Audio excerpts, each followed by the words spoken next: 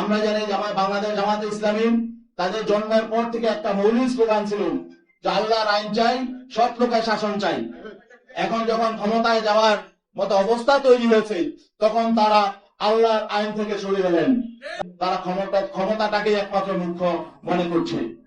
আজকে আমাদের দুঃখজনক বাস্তবতা হলো, আমরা অবাক বিস্ময়ের সঙ্গে দেখলাম জামাতে ইসলামী সম্মানিত আমির জনাব ডাক্তার শফিকুর রহমান তিনি স্পষ্ট করে বলেছেন যে তারা ক্ষমতায় গেলে প্রচলিত আইন অনুযায়ী রাষ্ট্র পরিচালনা করবেন।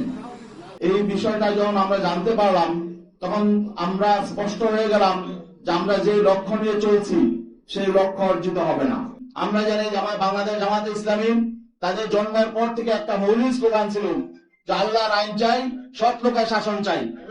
এখন যখন ক্ষমতায় যাওয়ার মতো অবস্থা তৈরি হয়েছে, তখন তারা আল্লাহর আইন থেকে সরে গেলেন।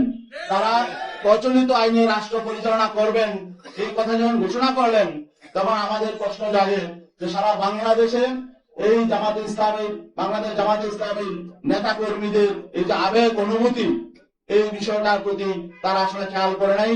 আমাদের যেটা মনে হয়েছে, তারা ক্ষমতাটাকে একমাত্র মুখ্য মনে করছে।